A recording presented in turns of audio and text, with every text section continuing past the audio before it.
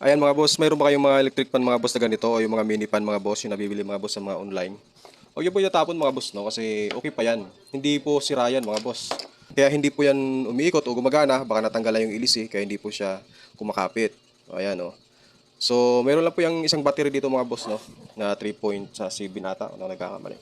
So ang gagawin yung mga boss, sungkitin nyo lang naman yan. Pero kayong mga malilit na kutsilyo, pwede naman. Kasi ito kasi talagang ginagamit ko mga boss kapag nagbubukas ako ng mga gamit. Para isang ganyan lang oh. O, di ba?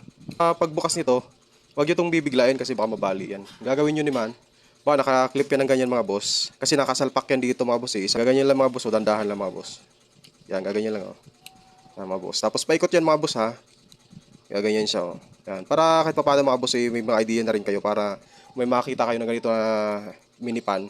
Eh, hindi po sira yan mga boss. Basta yung dynamo niya o yung kanyang pinakamotor niya ay gumagana pa. Kasi mga boss, nakita ko ito mga boss ay gumagana pa. Sayang naman.